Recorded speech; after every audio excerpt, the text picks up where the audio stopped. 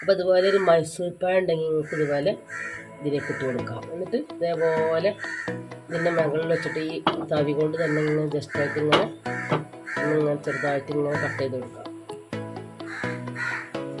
തീ സിമ്മിലേക്ക് മാറ്റണം.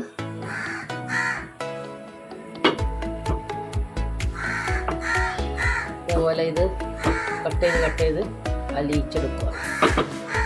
അതിനുശേഷം വീണ്ടും ഫുള്ളായിട്ട് തീ കൂട്ടുക.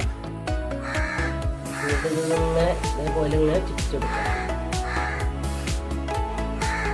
അപ്പോൾ ഇങ്ങനെ പൊറാട്ടൊക്കെ ഉണ്ടാകുമ്പോൾ എല്ലാവരും ബാക്കി വരുമ്പോൾ എല്ലാവരും ഒഴിവാക്കലാണ്.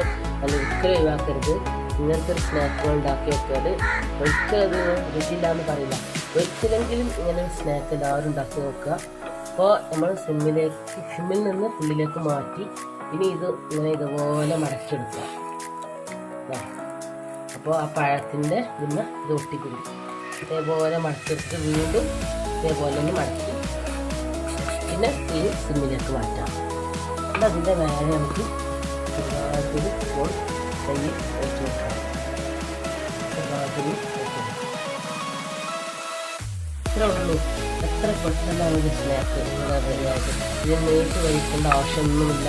ഞാൻ ജസ്റ്റ് നിൽക്കുന്ന പറഞ്ഞതാണ്. ആരെങ്കിലും ഒന്ന് ഉണ്ടാക്കി നോക്കി.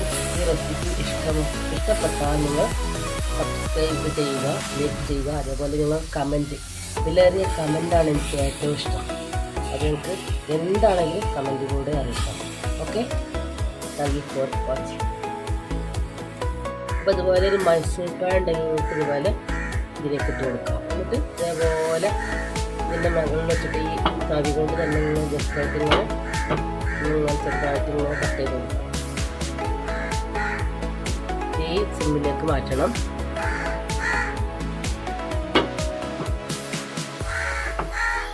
അതേപോലെ ഇത് കട്ട് ചെയ്ത് അലിയിച്ചെടുക്കുക. അതിനുശേഷം വീണ്ടും ഫുള്ളായിട്ട് തീ കൂട്ടുക. എന്നിട്ട് ഇങ്ങനെ ഇതേപോലെ ഇങ്ങനെ ചുറ്റിച്ചെടുക്കുക. അപ്പോൾ ഇങ്ങനെ പൊറാട്ടൊക്കെ ഉണ്ടാകുമ്പോൾ എല്ലാവരും ബാക്കി വരുമ്പോൾ എല്ലാവരും ഒഴിവാക്കലാണ്. അത് ഒരിക്കലും ഒഴിവാക്കരുത്. ഇങ്ങനത്തെ ഒരു സ്നാക്കുകൾ ഉണ്ടാക്കി നോക്കിയാൽ ഒരിക്കലും അത് രുചിയില്ലാന്ന് പറയില്ല. ഒരിക്കലെങ്കിലും ഇങ്ങനെ സ്നാക്ക് എല്ലാവരും ഉണ്ടാക്കി നോക്കുക. അപ്പോൾ നമ്മൾ സിമ്മിൽ നിന്ന് ഉള്ളിലേക്ക് മാറ്റി ഇനി ഇത് ഇങ്ങനെ ഇതുപോലെ മടക്കിയെടുക്കുക. അപ്പോൾ ആ പഴത്തിൻ്റെ പിന്നെ ഒട്ടിക്കുന്നു. ഇതേപോലെ മടക്കിയിട്ട് വീണ്ടും ഇതേപോലെ ഒന്ന് മടക്കി പിന്നെ ഈ സിമ്മിലേക്ക് മാറ്റാം. അപ്പോൾ അതിൻ്റെ മേലെ നമുക്ക് ചെറുതായിട്ടൊരു സ്പൂൺ നെയ്യ് ഒഴിച്ച് കൊടുക്കാം. ഇത്രേ ഉള്ളൂ. എത്ര പെട്ടെന്നാണ് ഒരു സ്നാക്ക് ഇവിടെ റെഡിയായത്. ഇതിന് നീട്ട് കഴിക്കേണ്ട ആവശ്യമൊന്നുമില്ല. ഞാൻ ജസ്റ്റ് നിങ്ങൾക്കൊന്ന് പറഞ്ഞു തന്നതാണ്. ഇതാരെങ്കിലും ഒന്ന് ഉണ്ടാക്കി നോക്കൂ. ഈ റെസിപ്പി ഇഷ്ടപ്പെട്ടാൽ നിങ്ങൾ സബ്സ്ക്രൈബ് ചെയ്യുക, ലൈക്ക് ചെയ്യുക. അതേപോലെ നിങ്ങൾ കമൻറ്റ്, ഇതിലേറിയ കമൻറ്റാണ് എനിക്ക് ഏറ്റവും ഇഷ്ടം.